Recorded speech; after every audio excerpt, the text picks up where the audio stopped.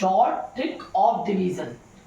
हम लोग short trick देखेंगे डिवीजन की कि डिवाइड कैसे करते हैं 9 को और 99 को। 9 वाला कैसे करेंगे देखिएगा, सिंपल ट्रिक है।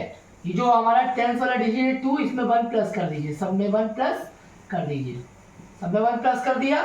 2 प्लस 1 कितना आएगा 3, this is your answer. 4 plus 1 कितना आएगा 5, this is your answer. 5 plus 1 कितना आएगा 6, दिस इज योर आंसर। इसका आंसर ऐसे ही निकालिएगा।